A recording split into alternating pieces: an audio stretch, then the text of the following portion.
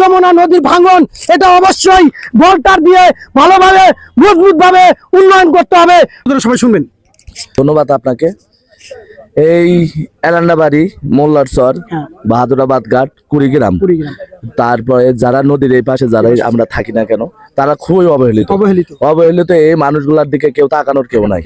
দেখা যায় যে একটা রুগী, আমাদের যদি ব্রিজটা হয়, অসুস্থ একটা রুগী, প্রেগনেন্ট রুগী রংপুর, গাইবান্ধা বিভিন্ন জায়গায় চলে যায়।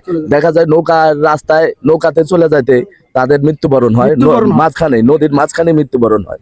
অতএব এই এলাকার মানুষগুলার দিকে সুদৃষ্টি দিয়ে সরকারকে আমি বলবো যে ওই মাস্টার ইকবাল সাহেব বলছে যে যদি বাহাদুরাবাদ ঘাট টু বালাসীবাদ ঘাট দেওয়া হয় তাহলে 13 থেকে 14 কিলোমিটার রাস্তা ব্রিজটা হবে।